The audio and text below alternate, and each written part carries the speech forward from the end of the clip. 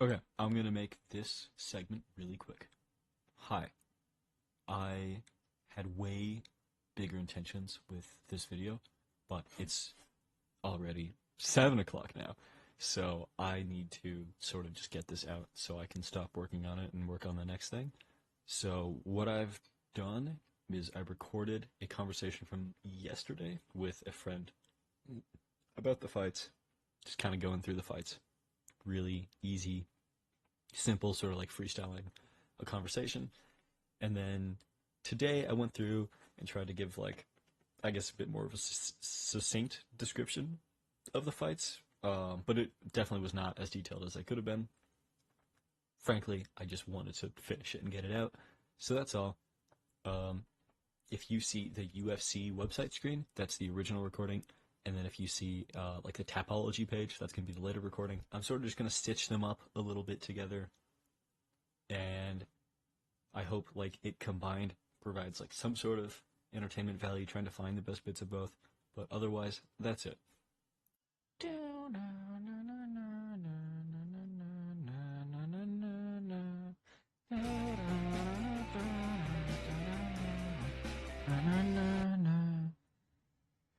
Don't change your name, keep it the same. Fear I may lose you again. I know you won't. It's just that I wanna find you when something. Oh wait, no, it's something good happens.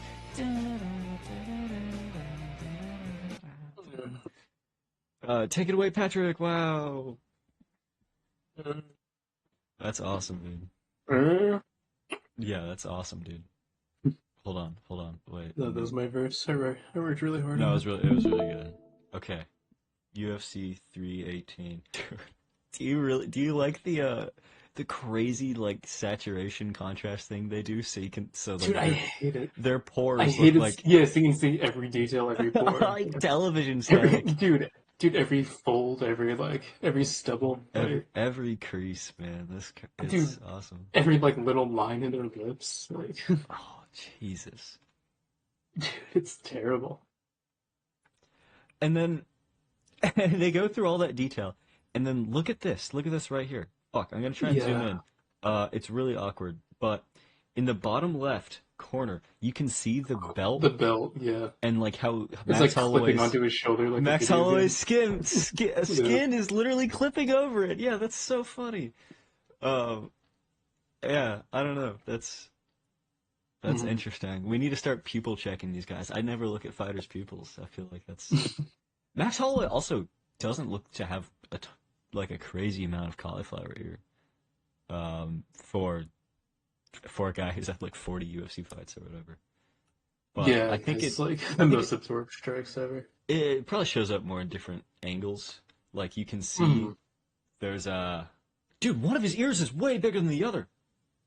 Oh my Hmm. god, same with Poirier. There's like crazy ear Yeah. asymmetry right there. I don't want to look at my ears now. Bree's writer is insane, dude. Right? He's got the Robert De Niro. Wait, hold on. Or I guess I'm Robert talking about his, right? ear It'd be like the one growth. to the Oh, yeah, yeah.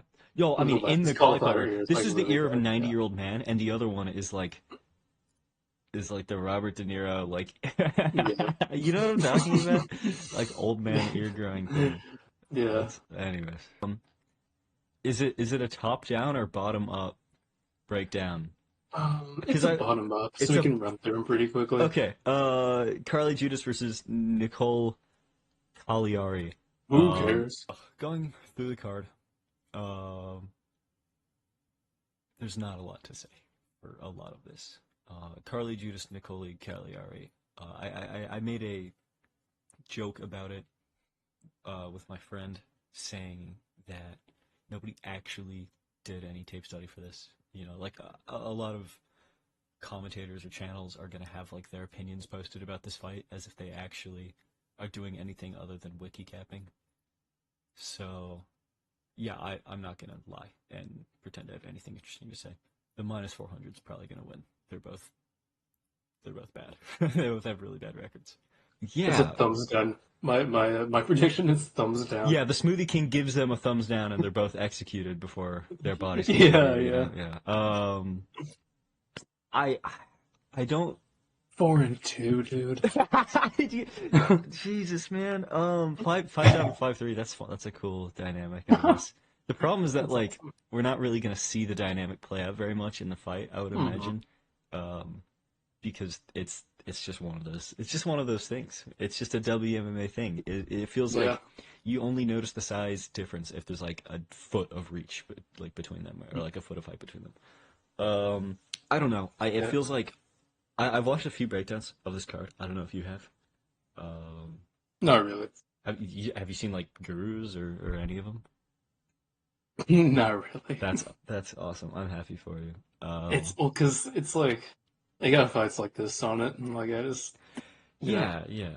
Um, I guess all I was going for with that statement is that people keep pretending like they know who these two people are.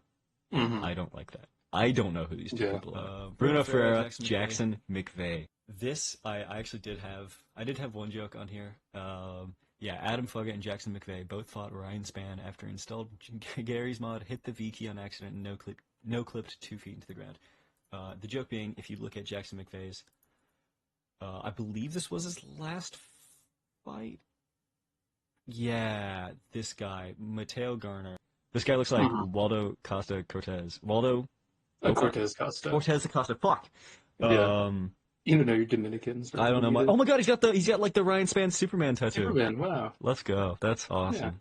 I hope this guy. I love how faded it is. I hope that this guy. Holy shit! Wait. This is actually a great showcase of what the Bruno Ferreira fight is going to look like. Oh wow.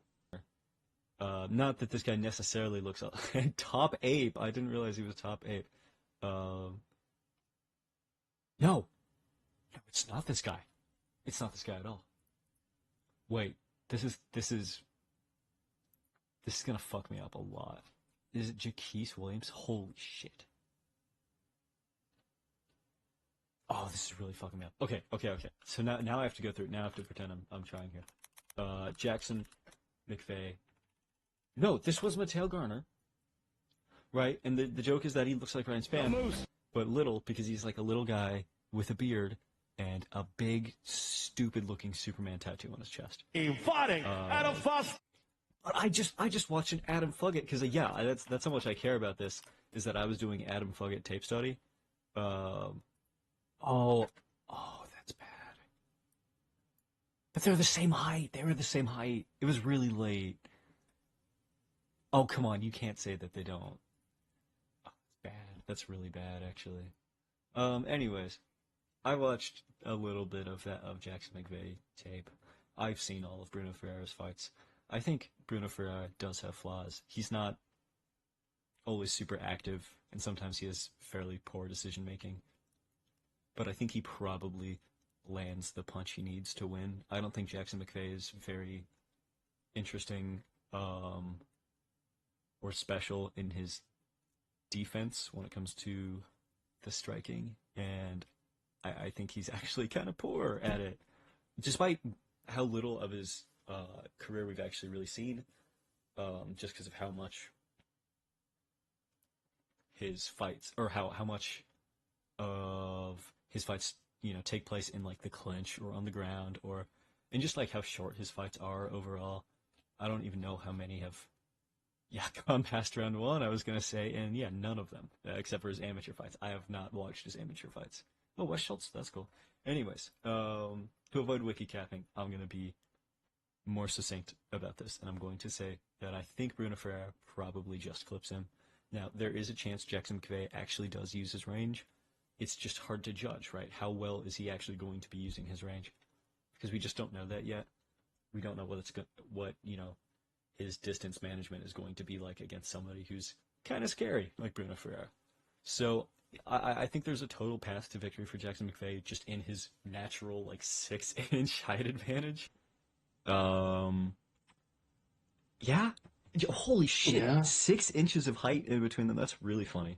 Jasmine, he's the regional dude, right? Who's like supposed? His nickname's the Moose. Who's He was supposed yeah, to he's fight supposed to fight him like a West. completely different card, and then his opponent pulled out or something, and so they had to. It's something crazy. Yeah. It's one of those fights that just turns into like a completely different fight. Yes, where like one guy pulls out, and then his opponent pulls Yeah, out, then and then they're the both yeah. replaced with two regional guys.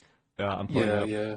I'm pulling up Jackson McVeigh versus Mateo Garner, because we're gonna base our entire prediction off of this fight, right? Mhm. Okay. Oh fuck! It's on UFC Fight Pass. They're gonna copyright the fuck out of this. I gotta turn the audio off and then like skip around. I should put this at like 144p. I mean that's close enough. Same thing.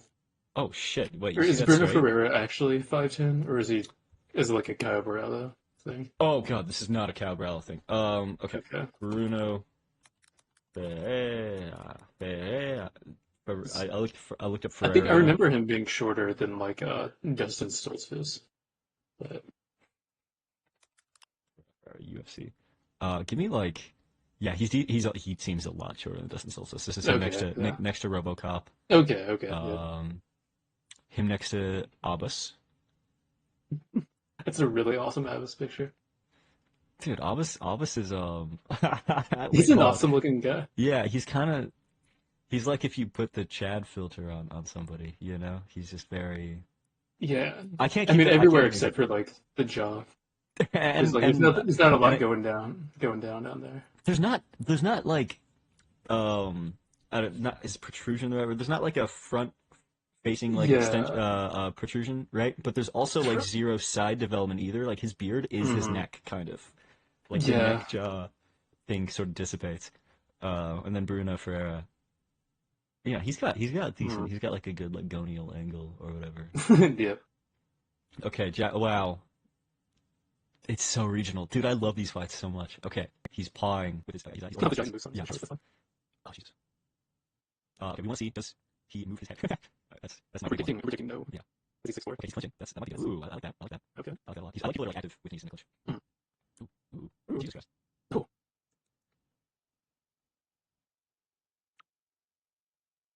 Okay. Oh, he's getting up. Wait, so like, what is he doing here? Like, where's his right hand going? You can sort of just see it, like, He's in like, front of him. Like, it looks like he was just pulling the side of his head. Yeah, okay. So like, he's fighting on his head, right? He elbows. And he keeps the frame. And I think that's really frame. But he's sort of just resting his right arm on him while he's punching. He's not like really fighting. Yeah, it looks like trying to keep him there. Yeah. No hooks either, which is fine, I guess. Yeah, he's just like resting his back. Just waiting for him to stand up, I guess. I really like that. Yeah, it's super cool to see. Really fucking nice. Holy shit, that fight honestly would have been stopped. Look at this. Right? Am I crazy? Oh, yeah, that was like her doing there. Yeah.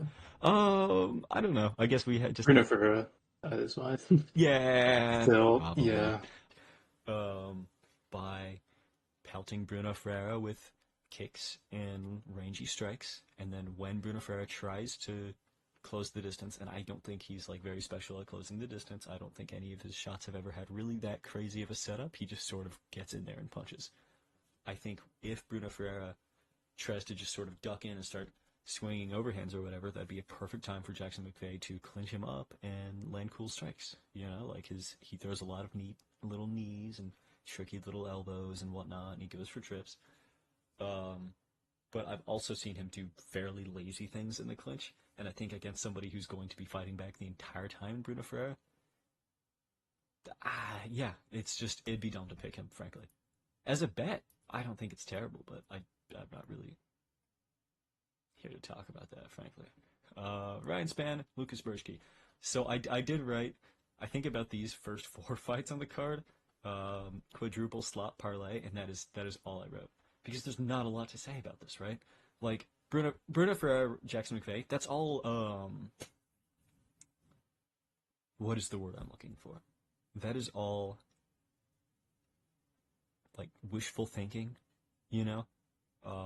Even in, like, higher levels of the sport, it's really hard to not find yourself just doing wishful thinking when it comes to what kind of game plan somebody might have.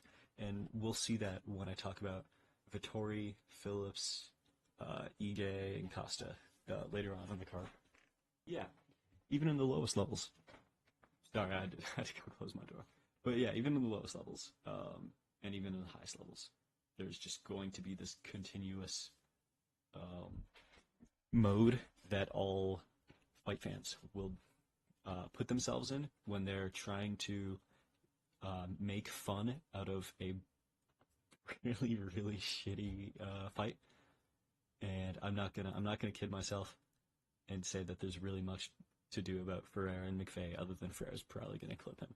Now for Span and Bershke, I mean similar thing, right? Bershke could. They're both bad. I think Bershke is better, weirdly enough. I also think Bershke is caring a lot more about his career than Ryan Spann is. Ryan Spann is just terrible decision after terrible decision. Usually, fighters going up a weight class is like kind of an alright thing.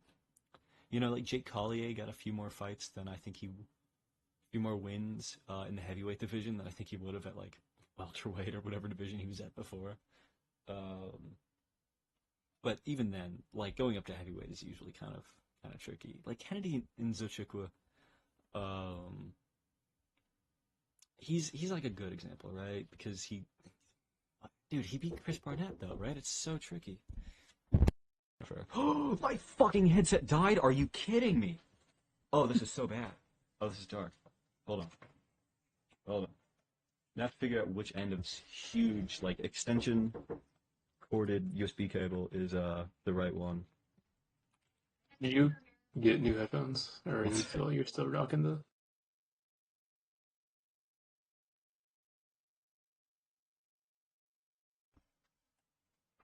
Oh my god, this cold cut is good as fuck. Span Lucas. Lucas a actually. Hey, didn't we just see this guy fight? I thought we just watched a regional fight. Hey, This guy. yeah, This guy that's lost crazy. to Jackson McVeigh, dude. He's terrible. Dude, yeah. He's 6'5". What? He's 6'5". Dude, since when? Since when is he 6'5"? That's not true. I think if you get KO'd by Waldo Cortez Acosta, you're done for, right? Yeah. Oh, sorry. The only other guy Waldo Cortez Acosta has finished is Lucas Bershke. Lucas Bershke. Well, That's really funny. Or is it Brzezinski? Yeah. Okay.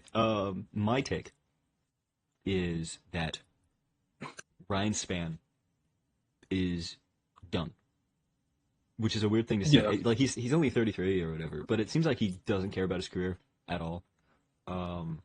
no, him moving up to heavyweight felt Bad. It felt more of it felt bad. It felt more of like a I don't care anymore move rather than a let's see how this pans out for my career move. Especially because he didn't like actually build up or anything. He kind of just got fat. Yeah, you're just a fat So version of yourself. they really told me that he's done.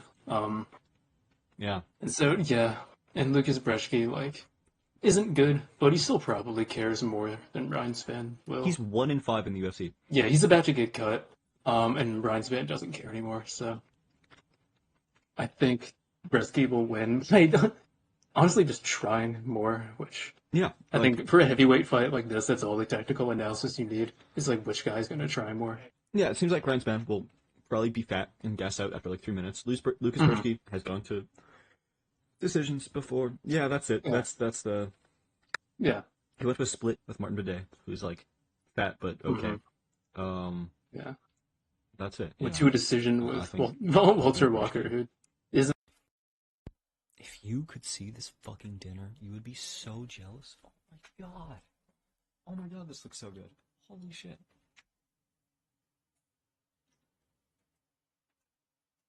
Anyways.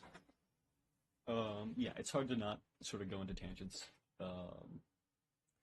about this card because that's the only way you can make an interesting conversation or takeaway. Like, you either have to wander into your imagination for a little bit, or you just have to find a way to talk about something else. Because what is there to talk about Ryan Spann other than I think he went up to heavyweight because he's fat? I think he's very bad. Like, really, really, really bad. He's one of the only 2 guys to get KO'd by Waldo Cortez Acosta, and the other guy was also Lucas Bershke. However, I think Lucas Bershke is broke enough to try, and I think if he gets out of round 1, he probably just wins this fight because Ryan Spann will be fat and slow. Like great, but he heel hooks 3 people in a row. Crute, Frashnew. Jimmy Crute, Marcin Frashnew. Wow. This is so bad, dude. Jimmy Crute's last 5 fights, no wins, 3 losses and 2 draws. I don't know. I feel like Marcin Frashnew. I feel like Jimmy Crute is somebody who technically well, for a lot of reasons, you would think is better. Like he's like an Mhm. actual grappler. Prechenau isn't. It's also 29 and Prechenau's 37. Yeah. But I just feel like there's nothing positive about that you can really take away from Cruz's last 5 fights. He like had that draw with Manyfield, and then ended up losing worse in the rematch. And Manyfield's not good. No, not at all. But Bellato draw, um, but I don't Bellato, remember that very well. um, yeah, you're right. Actually, I don't remember. Actually, what card is that? I mean, we Oh, watched there's it. It was Duplessis did Strickland we? too. Yeah. Okay. Yeah. Okay. No. Yeah. Because I had Zhang Suarez and then. Okay. No. Yeah. I definitely watched this card. Uh. Yeah. I just don't remember that fight at all. I remember I guess I like can just. moments. I guess. Like I knew it was a draw. I knew they fought. I couldn't even tell you which one of them got the 10-8 though, because it was either. I think Bellato dropped him in the first round and almost finished him really bad, and then Krug kind of came back to like poke and jab his way in. Yeah. I'm looking at a 1 minute highlight Oh, video, awesome! and in the first 30 seconds, you're just a dude talking. That's awesome. I like the ones that just use like still images. Okay. Krug did drop Bellato Krug dropped Bellato. Okay. in the And then- first round. Yeah. Oh, okay. That's actually worse to me because I would have liked if a dude who's been having a really bad career could like, you know. Okay. So based on these highlights, I think Krug just got robbed. Really? I think yeah. This is terrible analysis. I'm not doing my job right now. Krug versus Bellato media scorecards, right? That's like the easiest thing you can do. Ugh. Okay, wait. Looks like the majority of media members scored a draw, with a near even number Sure. scoring it for Crute and a near even number scoring it for Bellato. Okay. So, round 1, 10-8 Crute.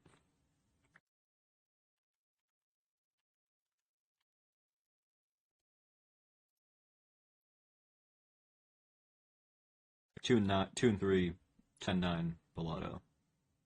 Okay. Yeah. To me that's worse than if Crute were the one 10-8'd, because if he got 10-8'd while at like basically the twilight of his career, despite being 29, it could at least say that, oh well, at least he still really cares, like enough to win, enough to like keep trying despite like the crazy adversity or whatever. But for him to have a really good first round, and then just fade, I guess, doesn't seem like a very good thing. Mm-hmm. And I think, look, I don't even know if Prechenau is better than Bellato, but I think I'm just picking Prechenau, almost entirely off of that head kick he did in the clinch against Modestus Bukauskas because I thought it was cool. That was really sick. Yeah, there we go. Wow. That was really sick. Yeah. Prechenau. I'd forgotten about that entirely until you just brought that up. Prechenau beat Devin Clark. Devin Clark wrestles sometimes. He's a dude with like the giant antler tattoo on his chest, right? Is he? This picture doesn't have a Is tattoo, old. but I'm not sure. I'm pretty sure. Devin Clark is the one who was coached by his dad and then lost all of his teeth against young Kutalaba. Fire. Okay, yeah. Devin Clark does have a big antler tattoo. Prechenau has 10 UFC fights. He's 4-6. His debut was a KO loss to Sam Alvey, then a KO loss to Mamadou Ankalaev, then a KO loss to Mike Slow Rodriguez. Then a decision win over Khalil Roundtree, KO over Ike Villanueva, decision loss to Felipe Williams, beat William Knight. That's the fight where William Knight threw 0 punches. It was really funny. Yeah. And then they cut him, and he was like, "I'm sorry, guys, my entire family died." Like, yeah, and after his next regional fight. Jesus. Oh, William Knight. Jesse James Kosakowski. Anyways, tangent. I pick Prechenau because Sure. I shouldn't. I should pick Crute, but I don't want to. It feels weird to pick somebody who is just kind of giving up, it seems like, and like getting worse despite being that young. Mm-hmm. Whereas I feel like Marcin Prachnio, this is kind of his career. And he does care enough to win a little bit, because at least when he gets rocked, he fights back. Oh my god. Kroot, Prachnio. Earlier, I picked Prachnio because I didn't want to trust Kroot. But I feel like that's kind of an emotional pick.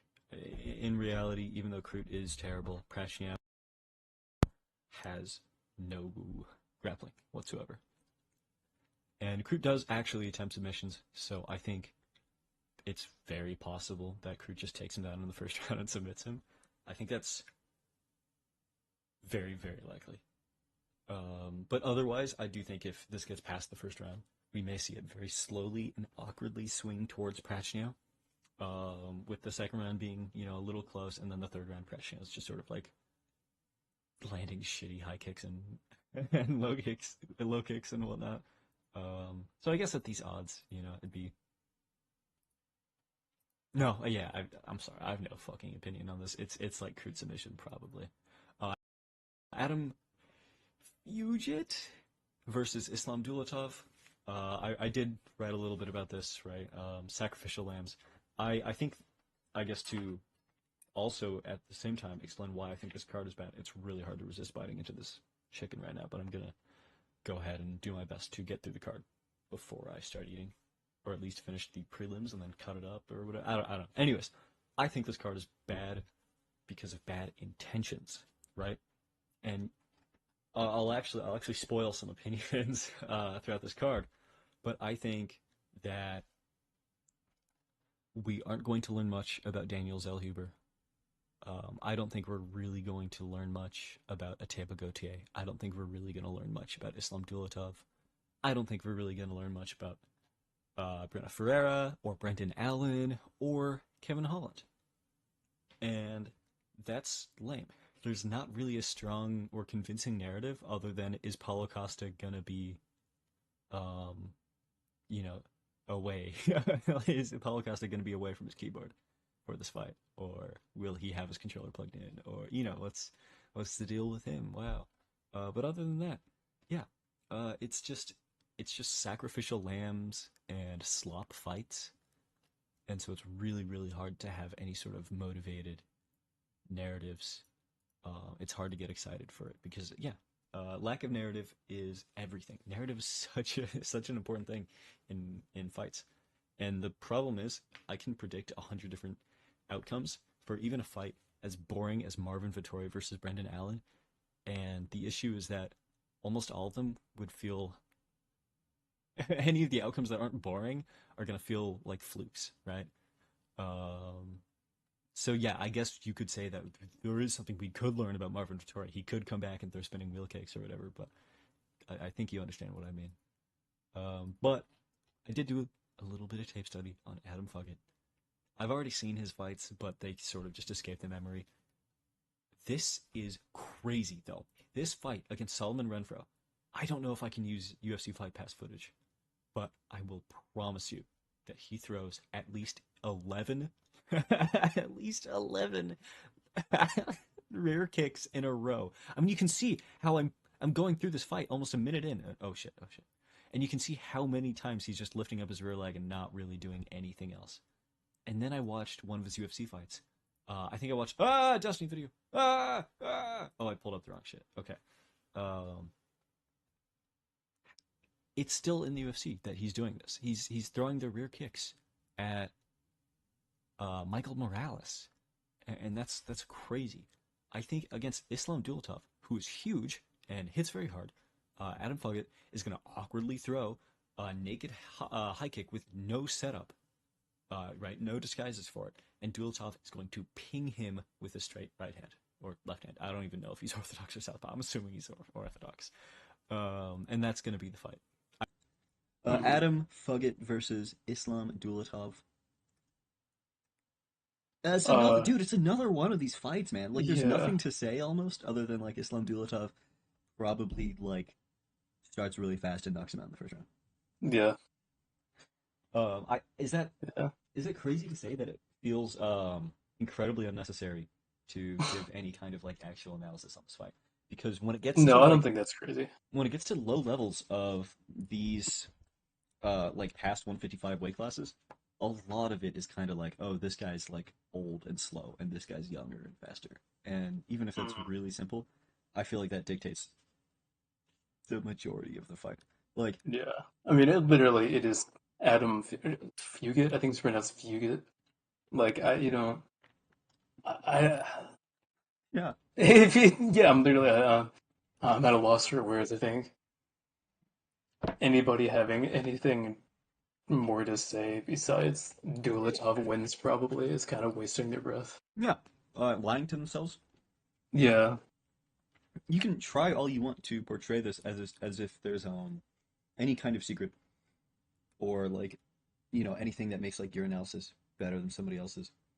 But no, I don't know I if that's mean, the case. I don't know if that's the case for this fight. I don't think there's any no, world. it is like it's the obvious like sacrificial lamb or whatever matchup. Yeah, Like and then 2 out we're of already 10 spending too much chance. time on it. Like Yeah, exactly. Okay. 2 out of 10 chance. Fuck it, just like survives the first round and duels off gases because he never leaves the first round, and then yeah, fuck it, just like takes him down or holds him against the cage, and then like yeah, yeah, and then everybody goes on their phones and looks up, and if you get wins, yeah. yeah.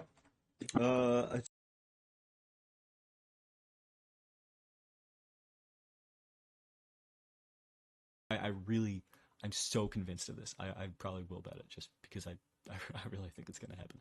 Gautier Valentin, another sacrificial lamb thing. Feels really weird because Valentin um, already took hard fights. Like he had to fight Torres Finney. That was a split, which is crazy.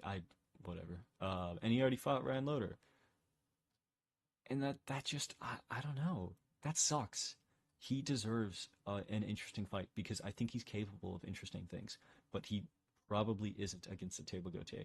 Oh man, I even had a great thing about how Table Gautier is like actually a 36-year-old because this guy's not 23. If you go to his Instagram, you will see that he's not a 23-year-old.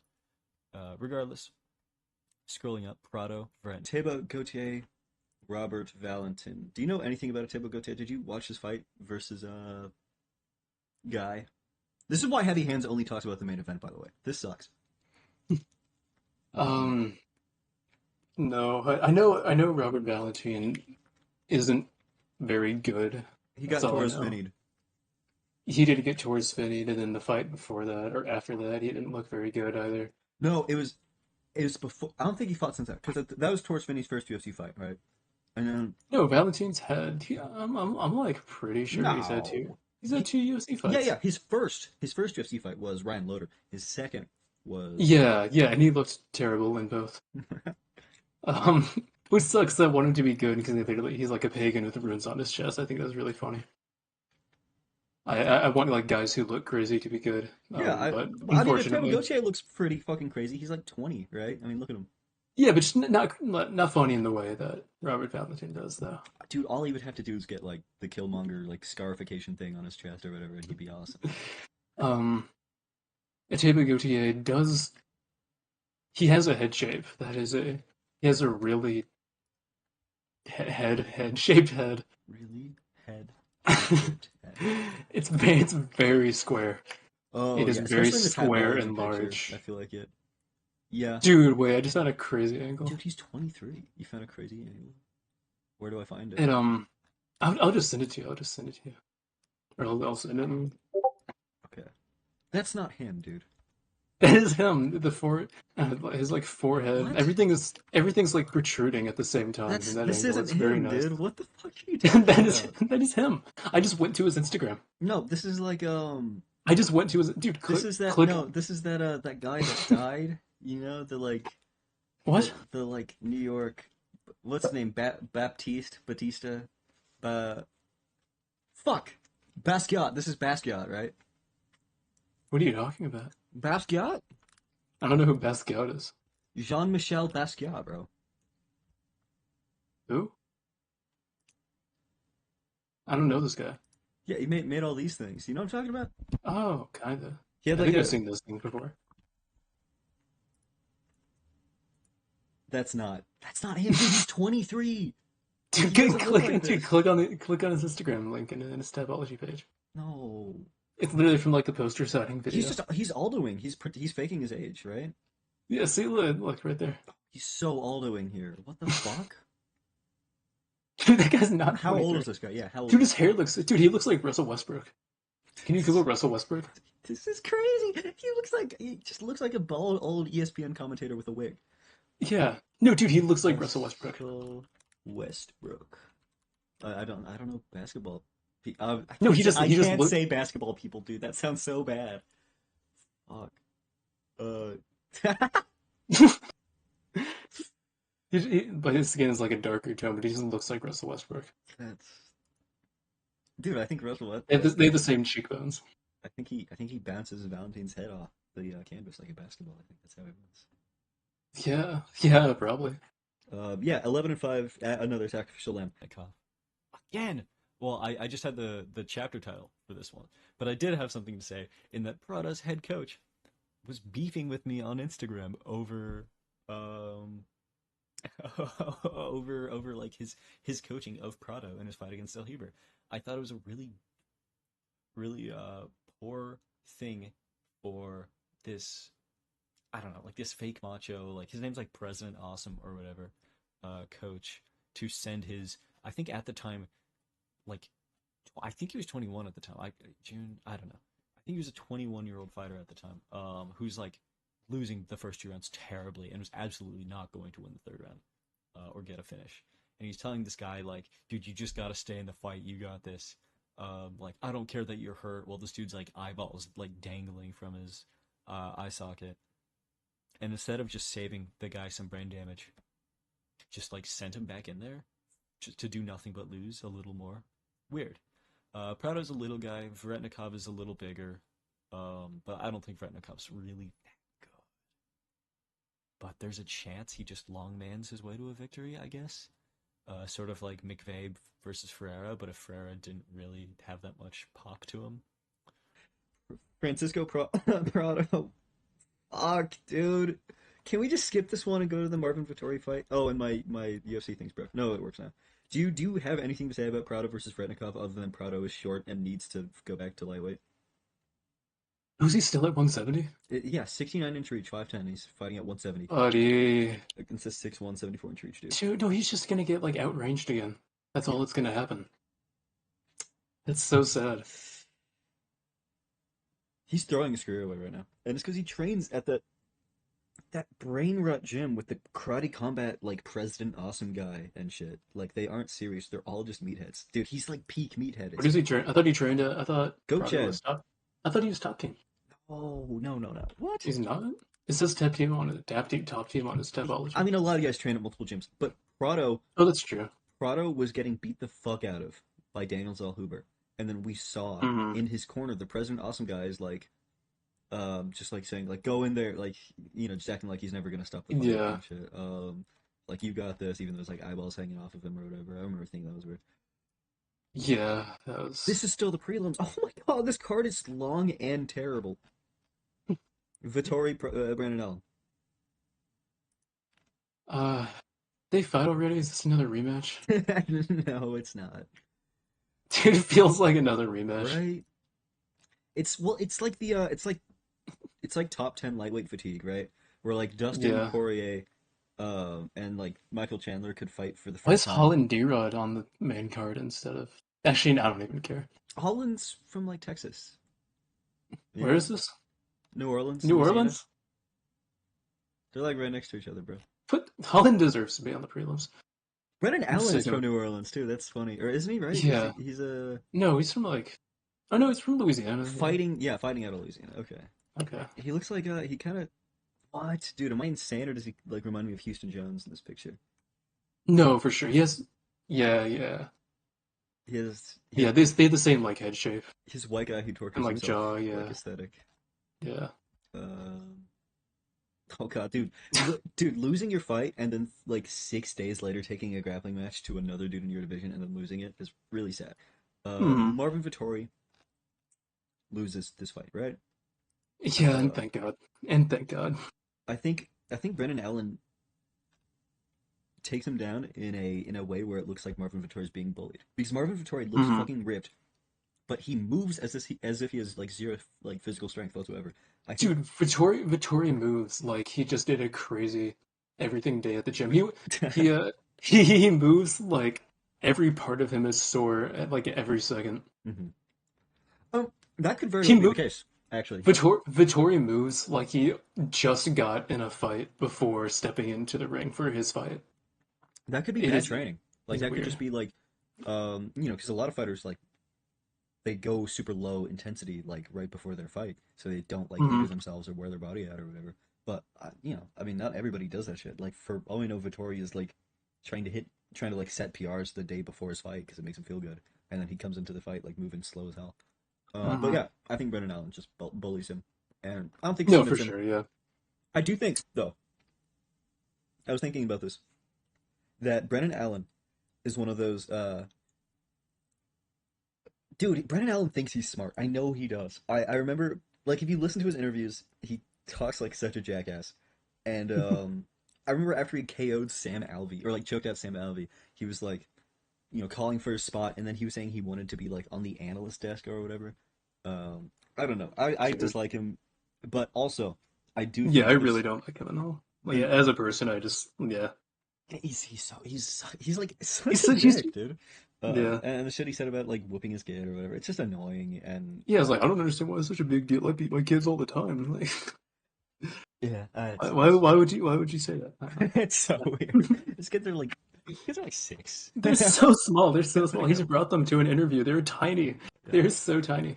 Dude, I whoop my preschooler every fucking day. Marvin Vittori could though. No, wait, I'm gonna start this the other way. Brendan Allen could underestimate Marvin Vittori's power because Brendan Allen has been like, I don't know, he's kind of like fought scared before. He's kind of like, I mean, he's been KO'd. And he's also been KO'd by Sean Strickland, who I just can't say has power whatsoever. That'd be super dishonest to say that. So, Mhm. but he could see the Marvin Vittori fight and be like Marvin Vittori's trash, and then Marvin Vittori hits him, and Allen just doesn't expect it to hurt whatsoever, and then maybe Vittori like rocks him or like makes Allen fight weird because of it. Like there's Yeah. a I guess like a non-zero Vittori like clip like rocks Allen and then like Allen fights weird the whole fight because Allen does tend to fight stupid. Mhm. But other than that, I just think Allen Yeah. ought to like just pick him up and slam him down and hold him for 3 rounds. Yeah. And I don't honestly, I don't think there's any world for this fight into the finish either. Yeah. Um. yeah. Maybe like Vittori a hasn't gotten a finish since like 2018, and then when Brendan Allen gets a finish, it's like on accident. Vittori leg locks Brennan Allen. That would make me so happy, actually. Vittori Allen. Weird that it's on the prelims and not the main card. Just given that, well, I mean, I get that there's higher ranked fighters above them, and I get that Holland and stuff and Costa deserve to be on the main card, as in deserve to be on the main card. It's just like they're stars. But Brendan Allen's from Louisiana, and he had beef with Vittori, and Vittori's always funny. It would have been cool to see them on the stage, on the main stage, giving their arguments and whatnot, and their speech. What the fuck am I saying? It would have been cool to see them at the press conference. I forget that that's called a press conference. I mean, the press conference was good, but yeah, it would have been way better with Vittori and Allen. We saw how lame it was to have Ige and Patricio Pitbull up there.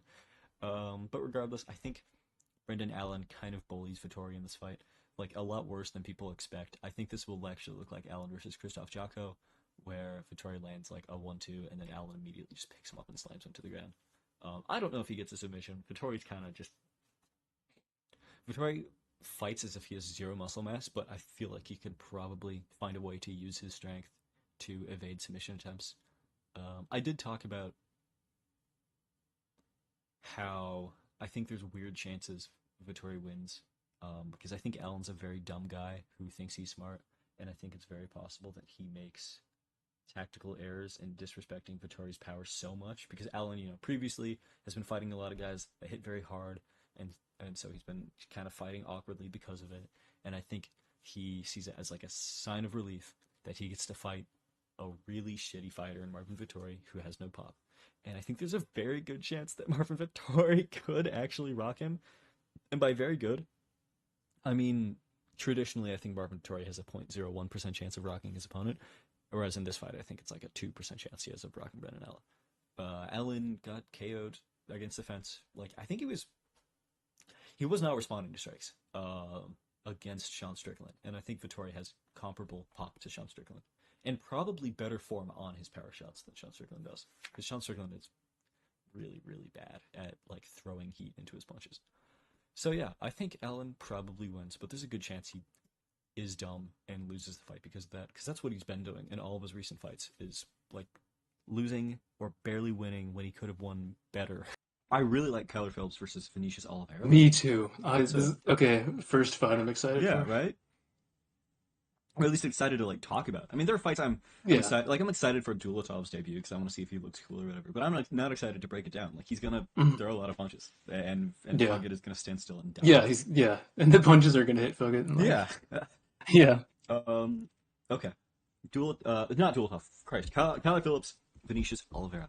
I think Kyler Phillips is going to throw like 30 spinning kicks in the first round because Vinicius Oliveira is going to walk forwards, and that's going to scare Phillips, and Phillips is going to make really big, aggressive, high energy movements to like thwart he does. Oliveira. Yeah. You know, like, oh, this guy's trying to walk me down. I'm gonna throw like 3 spinning back kicks in a row, get him to back off. That'll show him, and then he's gonna like gas, and then Vinicius Oliveira is gonna beat him up. Right? Yeah. I feel like that's just the consensus because it's Kyler Phillips and it's Vinicius Oliveira. Mm-hmm. Do you have any other thoughts? I mean, I was just gonna say like a lesser version of which you were going to. I think. I don't know. I want to trust Kyler Phillips enough to not just throw a bunch of silly stuff and then gas immediately. But I do think he's gonna gas. He was so bad against Rob Font. It was crazy. Yeah, it was really bad. Yeah, I think there's no way he doesn't gas, and I think when he does, it's gonna be early. And I don't know. Oliveira, like, I almost want to like predict an Oliveira finish because I think Phillips is just gonna be so gassed. And he's gonna be so silly. Yeah, he's just can't avoid it because of how gassed and goofy he is. You know. Yeah, he's not like Ricky Simone. He's not. Yeah, I think it's gonna be. Won't be early. I think maybe like mid-second round TKO for Vinicius Oliveira. I feel like it's relatively early. Yeah, I mean, do you think by early I don't mean like first round. You know, yeah, it's gonna be after. It's gonna be after Phillips like does a bunch of silly stuff and trains himself. Do you think Phillips is gonna wrestle at all? I would hope so, but I don't know. He's like, I think he's probably worse than Said Nurmagomedov in a lot of ways. Yeah. Or at least very comparable. And if Vinicius beats Said Nurmagomedov fairly handily, I think that's how you say it. Handedly, I think. No. Handedly? Is it not handedly? Handily? No, man, dude, maybe you're right. Maybe it is handedly. Beats him fairly handedly.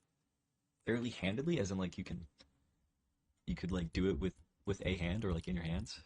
What does handedly mean? Handedly? How do we reach that conclusion? Or wait, no, is it handedly? I think you're right. Like handily? Yeah, because handedly, I think is like physically doing something with your hands. Okay. Or it's we're Finnish, by the way. We're Finnish and Danish. I'm Finnish. He's Danish. That's why we're. That's why we don't know these things. Yeah. English is my 5th language. Okay. Yeah, that's it. I think Kyler Phillips probably gasses. If he doesn't, maybe he wins. Handedly is just another way of saying handed, like heavy-handed or whatever. So does handedly Phillips need to gas correct. for Oliveira to win? Is Phillips he just doesn't... like the better technical guy? I don't know. I don't know how much. I mean, I do think he gasses like every fight, but I also think that like. Yeah, I think he is. So dynamic, when he has gas in him, like, he is good. Like everybody's going to be talking about this fight in the same way. They're all going to say Kyler Phillips is going to throw a bunch of spinning stuff. And I feel like his opponents also know that. And after the first round, even if he doesn't necessarily gas, I think Oliveira could probably still adjust to it and just beat him up from there. So I think Oliveira is probably also the better fighter, not just the guy. No, for sure. Yeah. Like I mean, so it's like he doesn't need to happen for Oliveira to win, but it's going to happen. Man, I would say round 3. I just think it's safer. Right? It's safer than yeah. Round 2's braver and cooler, but Mhm. I want to believe that a dude who was like at one point was a top 15 bantamweight is like going to be Mhm. 2 rounds, Yeah, at least 2 rounds of hard yeah. effort by just making poor decisions. Kyler Phillips versus Vinicius Oliveira. I don't know if I wrote it. Oh, I did. Kyler Phillips is being managed by Pyramid Head. I think that's very funny. I also just think it's very funny that Kyler Phillips accepted this fight and that Kyler Phillips' team accepted this fight. I know he could have gotten a better matchup than Vinicius Oliveira. I don't think this is good for him. However, Vinicius Oliveira has been put unconscious before. He also has been outgrappled by a guy who I guess we're yet to really see, but could end up being a worse grappler than Kyler Phillips. So yeah, like there is totally chances he wins. There's a total chance Kyler Phillips wins round 1 and 2. I really don't think that's insane. However, I do think Vinicius Oliveira probably just finishes him in the third. I think it doesn't really matter how well Kyler Phillips is doing. Um, Another thing I talked about is that I do think Kyler Phillips is generally also just overrated. I don't think he's a better striker than Oliveira. I think his striking is, I don't know, I don't want to say bad. I think bad would be a stretch. But it's that he's so reliant on being super, super flashy and dynamic and I guess obscuring his opponent's ability to pick up on patterns by just constantly throwing at different things. Um, that there's actually kind of a really strong limit to it. I think even if he didn't gas as much as he does in the second and third rounds, his opponents probably would still be able to put on similar performances against him because you've kind of just seen everything after the first round that Keller Phillips has to offer. He doesn't really disguise shots. He just it's yeah, okay. It's like playing rock paper scissors. It's like he's playing rock paper scissors except he has like 7 different utensils, you know? Like you go rock paper scissors. He goes screwdriver and throws a spinning heel kick, right? But he's not actually disguising any of his regular punches, any of his lower effort or like faster moves. And he's not I don't think his combinations are very interesting. It's kind of always just 1 2 1 2 1 2 when it comes to punching. So yeah, I think Vinicius Oliveira will probably be able to make reads unless he's getting out grappled. And he didn't really get out grappled by Said Nurmagomedov, who I think is pretty comparable, if not better than Kyler Phillips. I think Said Nurmagomedov is probably better than Kyler Phillips in a lot of ways. I think Kyler Phillips is a little more consistent, weirdly enough, and might actually have better cardio and I guess is closer on the normal side to Said. But Kyler Phillips' last great performance was against who, right? It was Pedro Munoz. The Hannibal Barcelos fight, that's cool. I never no, I did fucking watch this. He dropped Barcelos, which was a big deal. And he did land some nice punches. But I think Barcelos is fighting with like 2 glass eyes as opposed to like Bisping's classic, one glass eye. So I think his ability to catch people that are fast is very, very hard. So like, of course, he looks good when he's fighting old people. Um, and Song Yadong was like 20, 22, 23, yeah. And Song Yadong back then was split decision Casey Kinney, who's all right, but still, right? Like, I don't know. I wasn't super impressed with how Song Yadong used to be, even though he did have a lot of finishes. Like none of these guys are in the UFC or are very good. So yeah, I think Vinicius Oliveira probably figures out Kyler Phillips and finishes him. Johnson Zellhuber, again, nothing to learn here. Johnson might shoot a takedown or two. I think Zellhuber will probably out grapple him if he does. I think Zellhuber probably just finishes him. However, I don't know if this is Zellhuber's first time fighting a southpaw, so there may be, I guess, some unexpected awkwardness where Michael Johnson could, theoretically squeak in a round or two. I don't necessarily think Zellhuber will finish him. I just think it happens more often than not. So yeah, again, this isn't an interesting fight to me. My headset does, but it doesn't really matter because it's not like I had sound anyways. Michael Johnson, Daniel Zellhuber. Daniel Zellhuber is gonna win. Yeah, wow. Yeah, Michael Johnson is old and yeah, slow, old and and slow, and got KO'd by Diego Ferreira, who just got yeah, the whole Yeah. his whole gimmick of he could be even lose to a preschooler. That's done with now. Now he's only losing to preschoolers. Oh, There's no more beat Khabib left in him. yeah. He's just done. I want him to retire very soon. I think Daniel Zahuber is the perfect kind of guy to beat him as well. Like Hmm. I know he did get like into the crazy war with Rubovic, but I don't think he wants to get in another war after that fight. I think that was very much like his, to him his star making moment or whatever. Yeah. Um, you could see in the corner like he genuinely seemed like very happy to be in that fight, even though it was like Yeah. very very close and he did like end up losing. But when you watch his other fights, he's usually way more composed. He was not in a firefight with Prado. It was at like a one-way like firing range, right? He was a firing squad. So I think Yeah, he was. Yeah, he lined Prado up against up against the brick wall. yeah, and just yeah, Yeah, he just and shot yeah, him. He just shot him with a gun. with each punch, he Hmm. raised his rifle. Hmm. Yeah. I don't think he's gonna be like, oh, Michael Johnson. I can't wait to get into a war with Michael Johnson. I think he No, it's gonna be the same as a Prado fight, except this one ends in a finish. yeah. That's I, yeah, because Prado's got a way better chin than Michael Johnson right now. I mean, Michael Johnson is probably better. He at least like mixes it up a bit better. yeah. I think there's a chance Johnson might connect a little bit more Yeah, than Prado did, but not enough for it to really change the result. no. When's Michael Johnson's last like KO win, right? Because that would be the thing that would like skew my thought whatsoever. If Michael Johnson still showed to have KO power, he did fucking KO Otman Azaitar, but Otman Azaitar is bad and was Yeah, off a 2-fight KO losing streak anyways, and it. So like I don't know. I don't yeah. know. If it's a guy who like disappeared 2 years for steroids Yeah, and then came back got and like lost. murdered by Matt Frivola, Hmm. which is fair. Matt Frivola does hit really hard. Hmm. But then again by Francisco Prado, who does hit who does hit hard, Fairly hard, but like but Zellhuber was uh, just fine. yeah,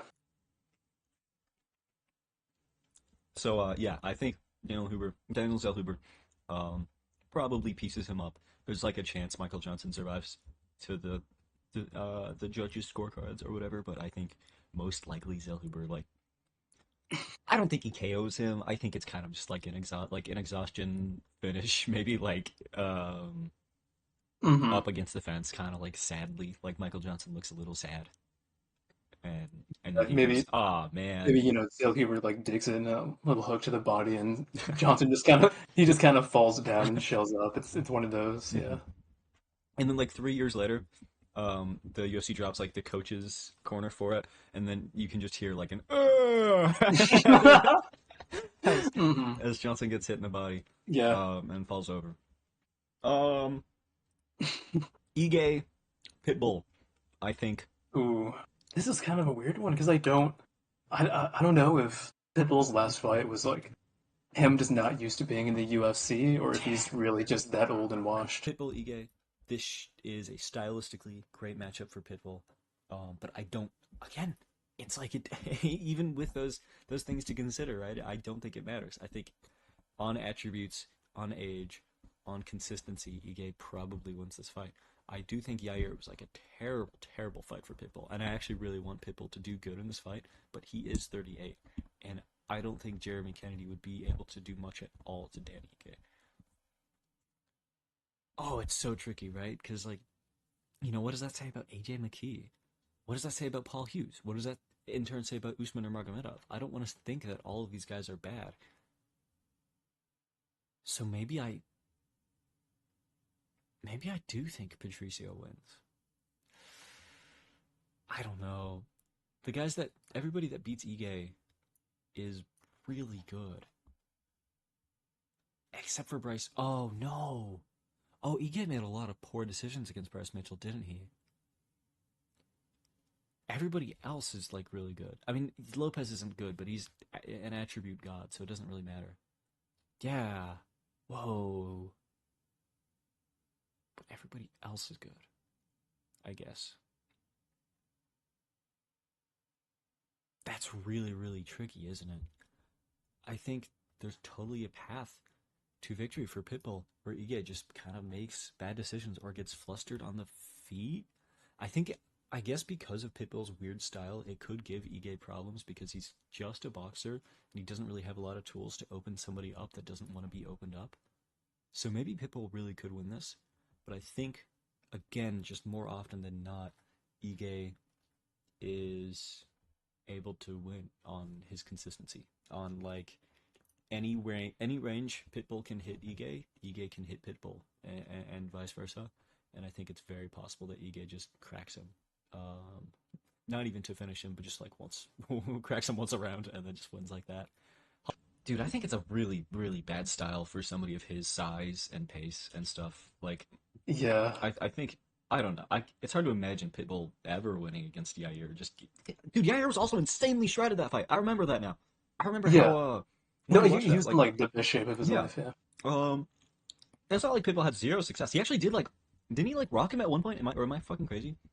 Yeah, well he did the Pitbull thing of doing nothing for a while and then rocking the guy, but Yair he was like really tall Yeah. and was shredded and has a good chin, so him like rocking him once wasn't enough after being jabbed to death the entire fight.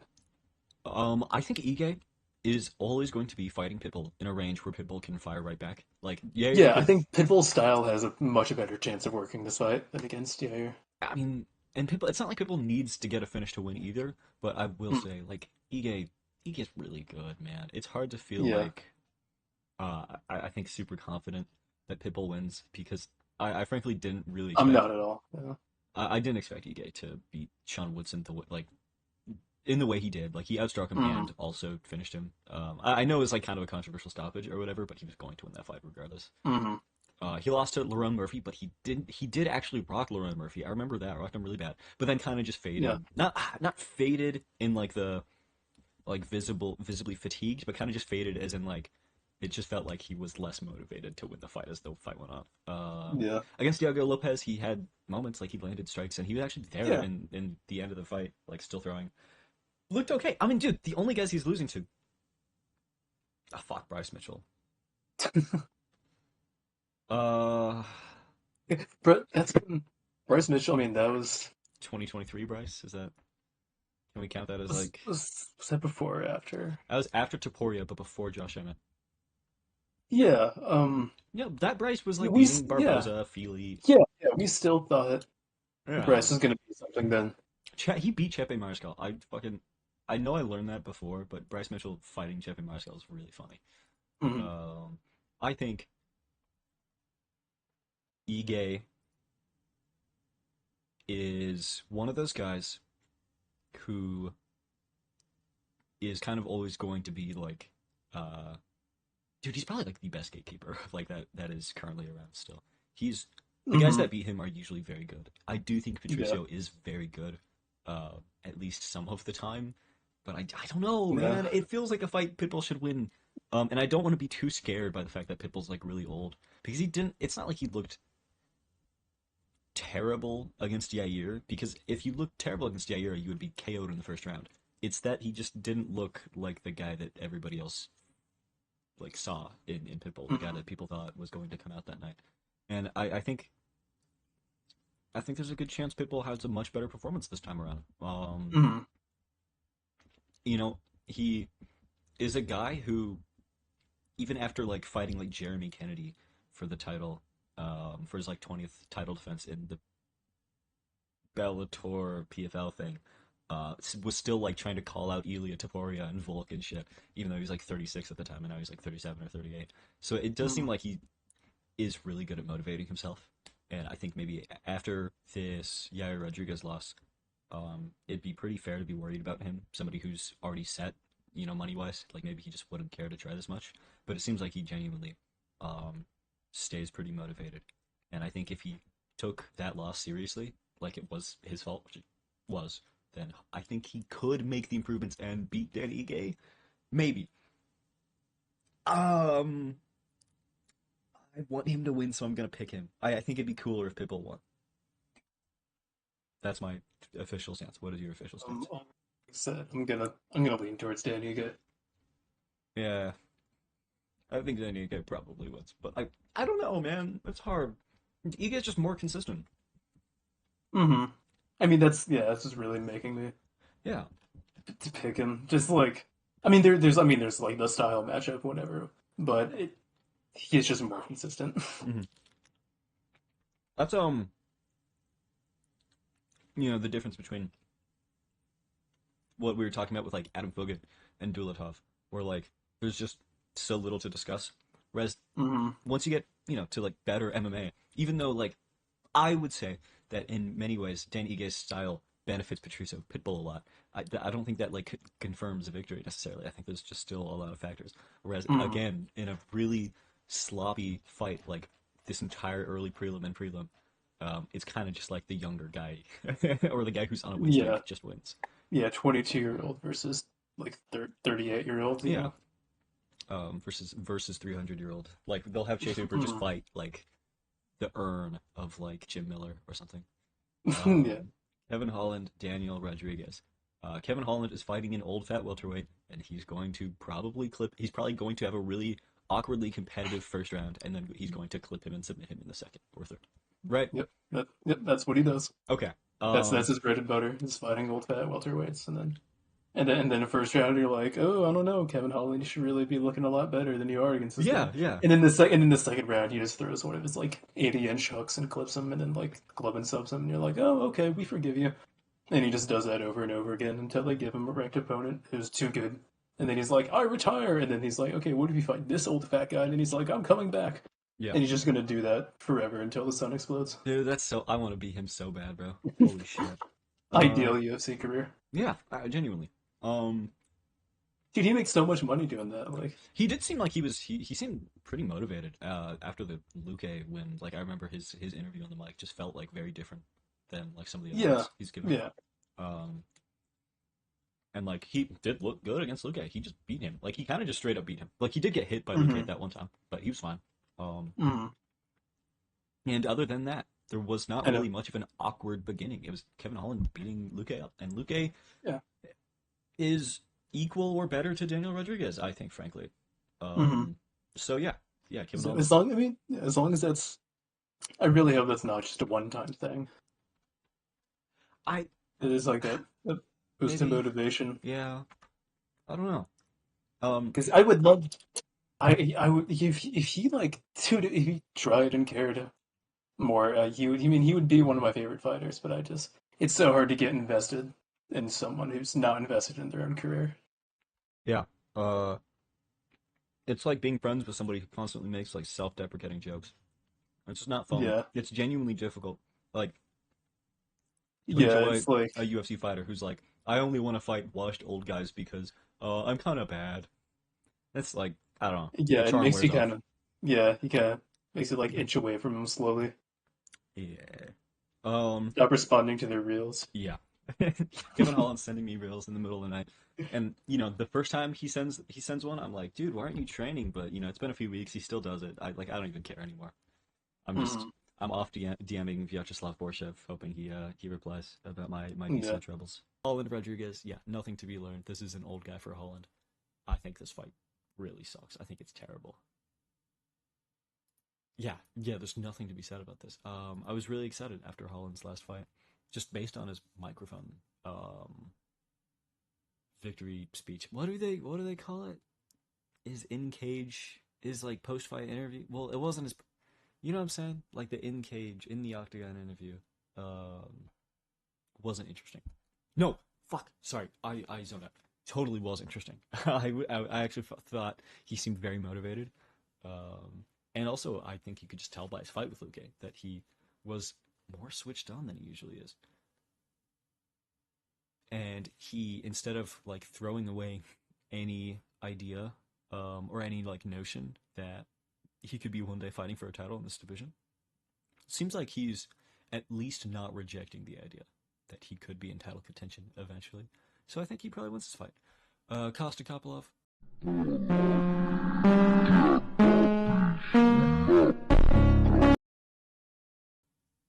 Kopilov is really hittable. Kopilov also gasses. Kopilov also panic shoots. Those are all great things for Paulo Costa because Costa's got really good grappling and so forth and so forth and so forth, and decent cardio and decent volume. It's just that he doesn't. There's no threat on his volume. Weirdly enough, it's so weird that a guy like Paulo Costa wouldn't be threatening. But however, Kopylov, I always remember this, has pretty short range himself. He has 75-inch reach, which just isn't that crazy. And Paulo Costa, I think, is like 72. Yeah, 72. That's enough where like he can be hit back every time, and Kopylov doesn't move his head, and Kopylov barely moves his feet after the second and third rounds. So I think there's a real path to victory for Paulo Costa, and I really want to pick him. But it's just, can I? Like, what happened? Like, Sean Strickland cracks Paulo Costa with a head kick. Like, what does Kopylov do? Like, realistically, what does Kopylov do? Kopylov probably murders Paulo Costa, but I just don't want it to be true. I think there's totally a world. Oh man, I even had this idea for coked up Costa, bringing back the old Costa montage and stuff. It's unfortunate, but realistically, I think Kopylov probably cracks Costa. It's so tricky. If this was 5 rounds, I think I'd pick Costa all day. Costa, man. Yeah. Man. Paulo Costa, before like every fight, he said like, "Okay, this is Yes, gonna be the this one is where the I try. real, yeah. This is I'm gonna try again. This is gonna be the one where I do stuff." And then it doesn't happen, and he does nothing the entire time. And it sucks, man. It's like, Fuck, dude, losing to Marvin Vettori is really bad. It just mm, is. Was mhm. was that? How close was that fight? I actually want to look at the scorecards because I'm curious. I don't think I ever rewatched it. I think Me neither. it was decently close. I know they both had some both had moments. No, wasn't there a thing about like how Costa would have won if he had gotten the point taken away or whatever? Scorecards, dude. This all says 48-46 Vettori. Judges gave it Mm, 48-46 Vettori. Costa won yeah, round 5, and round 2 was the point taken, but it was a round he won. So it would have been yeah. 48-47, I guess. I just remember the point taken. I remember Costa had like some cool body kicks, Yeah, yeah, and then yeah. everyone was like, "Why doesn't Costa just stay at 205? He lost, but he could look really good here." And then he didn't fight for like a year like he does. Then he went back down to 185 and looks terrible. I don't know if Costa would do good at light heavyweight, frankly. I think he needs to be like I don't. relatively the same size as his opponents to I mean, win. I don't know either, but it'd be nice to see him do something different. Yeah, but I Um, also want this something different to be like how he fights. yeah, I want him to like no, yeah. um Anything that'll spark a change within him, I'm all for. Roman Kopylov. I mean, hmm, Costa's gonna do nothing. I, hmm. I I feel like we have to predict this fight. With the assumption that with Costa doing nothing. I think, It's dude. I mean, did you watch Costa versus Strickland, like all of it? um as much as I could bear.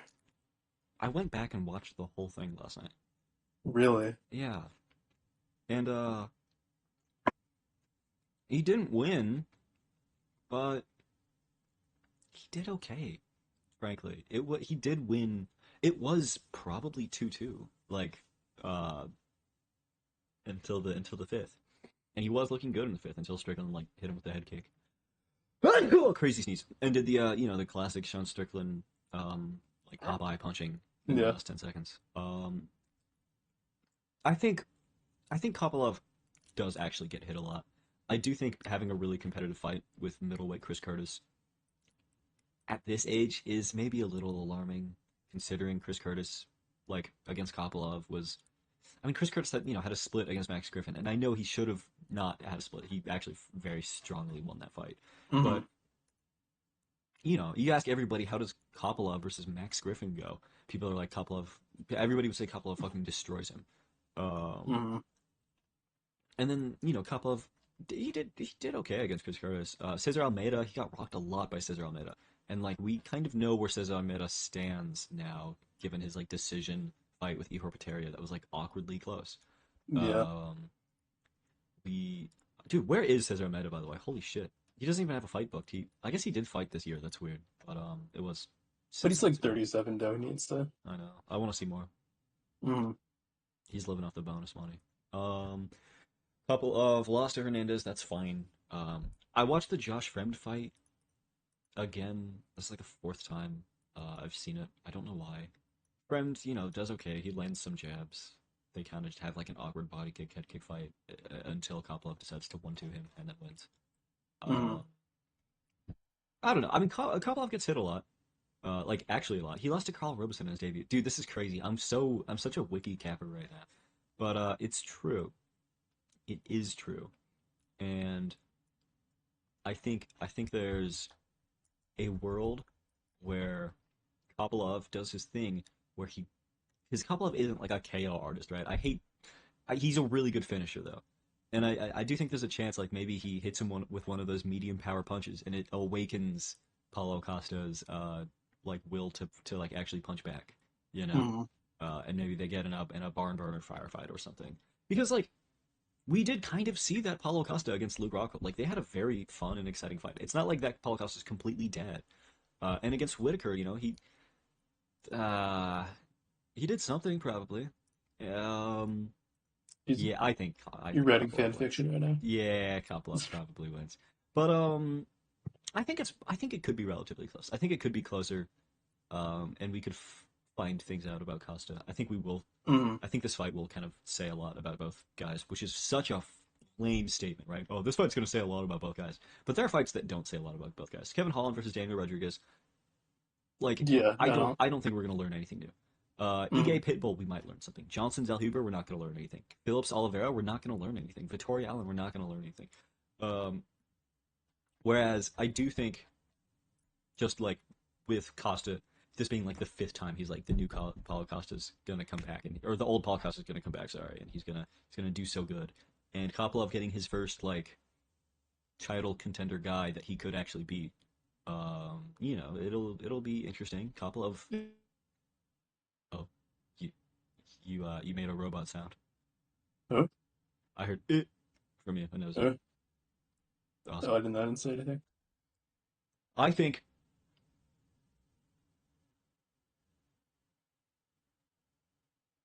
oh, dude, I'm doing the thing. I'm doing the thing where I'm just kind of picking whatever sounds like the craziest outcome. But in reality, I think Roman Kopylov either gets a decision or like a round three exhaustion against the fence TKO against Paulo Costa, where he just swarms him with punches. Costa throws back once, then he swarms him with punches again, and Paulo Costa kind of just like doesn't fight back, and then the ref stops the fight, and then they hug. That's my opinion. What is your opinion? Yeah. Um. I mean, yeah. I think Kopylov decision. I don't. It is for how little faith I have in Paulo Costa. I still don't see him letting himself get finished like that. I think he will, at the very least, like try to avoid getting sadly TKO'd up against the fence and like Yeah. maybe swing back a little bit. I think it'll be actually I think it'll be one of those fights where like Paulo Costa's old and he does nothing. And Kopylov is, winning. Very, very, very obviously. And then Costa starts doing stuff, but it's like way, way too late. Oh yeah, like in the third round, Costa And starts like he walking starts him like down. swinging back and stuff, but it's what like Kopilov's already up to, and he's already won most of the third round, and it's like maybe a minute and a half left, and Yeah, Paulo Costa like, and everyone's like, oh, what if, but then it never happens. like Cater I think that's how versus it's gonna go. Cater versus Zalal. Exactly, yeah. Yeah. Holloway Poirier. I don't know. I've been thinking about this all week, and all of last week too. Really, I don't know. I really don't know. I'm so split on this. I'm eating corn. Um, that's awesome, man. I don't know. I can say I'm rooting for Poirier for sure. I know it'll be like better for the division in the UFC or whatever if Holloway wins, but that's not going to stop me. My heart will be attached to Poirier in the moment, so I Um, might just be picking him because I want him to win. I think I don't know. I really don't know. I don't know either.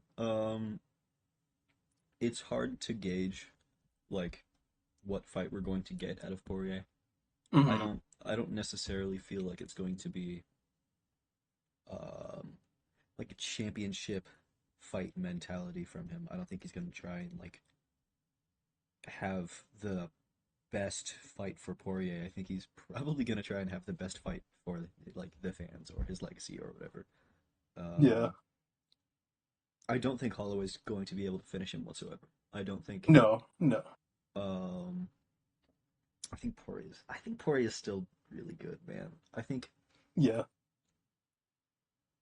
I don't know, man. Holloway throws a lot of leg kicks. Poirier doesn't necessarily check leg kicks, but Holloway also doesn't check leg kicks either, and Poirier throws a lot of leg kicks.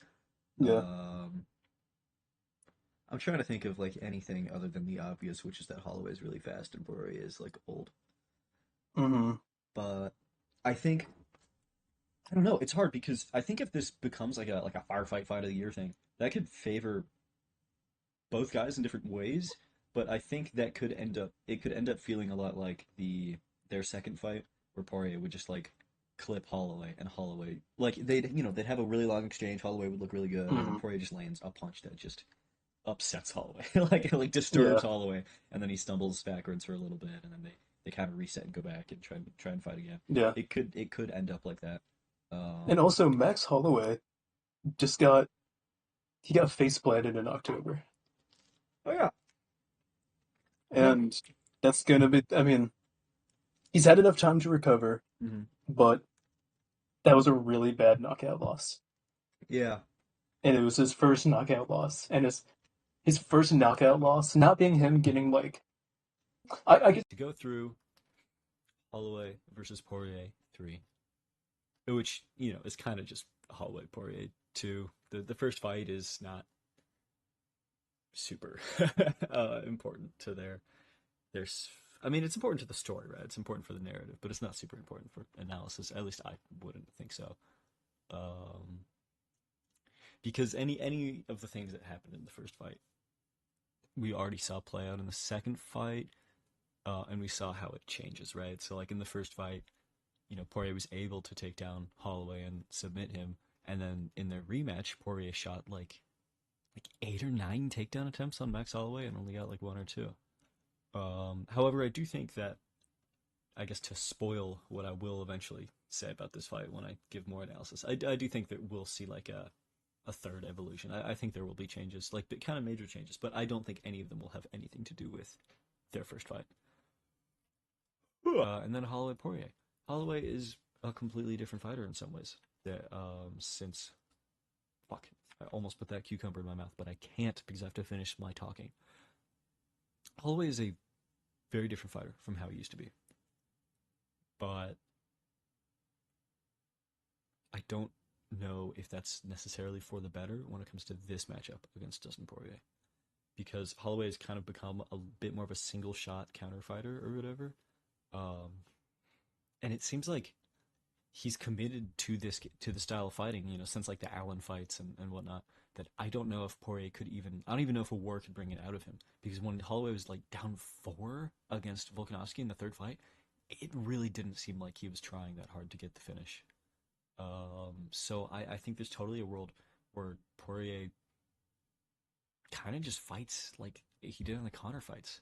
He sort of just bullies him a little bit everywhere, like absorbs heavy punches but wears them well, and then just works Holloway with leg kicks and being gritty against the fence and whatnot. Because I get that Holloway is bigger.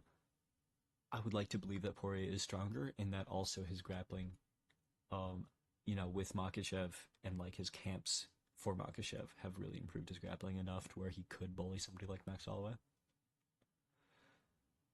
It's just that Poirier is retiring, and he's old, and he's slow, and Holloway's really fast, and Holloway has a really good chin, and it's really hard to pick this fight. Um, so maybe I just won't. I can instead provide a lot of options. I think there's a world where Holloway is rocking Poirier up against the fence and then goes for a submission. I think Holloway by submission is actually a really interesting thought. I think Poirier could very well take down and bully Max Holloway, but the problem is I think that could gas out Poirier a lot, and then Holloway maybe flips the script in the fourth and fifth and just kind of exhaustion finishes him. Yeah. Originally, I think I picked Poirier. I'm sure I said like Poirier because he just lands the harder shots in these long exchanges. The problem is, in hindsight, I don't know if there will be long exchanges. I think Poirier may outland Holloway, but I don't think it'll be enough to put the kind of damage on Holloway that will deter him. And I think in the later rounds, when Poirier is gassing, I think there's a real world where Poirier walks into something a little stupid. Because, like, if you gave Conor McGregor Poirier's, or not Poirier's chin, but Holloway's, like, cardio and chin, how does McGregor versus Poirier look like in the rematch in the trilogy? Pretty different. And I get that Holloway doesn't have that power or maybe the same style, exact style of boxing, but he's been fighting in a relatively similar way with, high, like, super active volume of kicks at range. And then, like, otherwise in the boxing, like, these sort of single counter shots, like, waiting back a little bit more. It's pretty interesting. Yeah, I guess I pick Holloway by later rounds finish. I guess. But I wouldn't really hold myself to that. Yeah, that's it. That's the card. Sorry for that, I guess. I'm not super motivated to talk in depth about this because I had like a whole script in my head planned out and like little chapters and stuff. Oh man, next week's gonna be good. Next week will absolutely kick this week's ass. The card is just much more interesting. The fights are just much more interesting. The matchups are just more interesting. I don't have a lot of unique things to say about a Teba Gautier, other than I guess we'll see. I don't have a lot of interesting things to say about Jackson McVeigh, other than I guess we'll see. And that's kind of a lot of the fights on this card. It's gonna be entertaining, but hard to talk about until it happens. Although I will say, I hope Pitbull does really good. And I hope Vinicius Oliveira does really good. Other than that, I don't have strong feelings. Goodbye.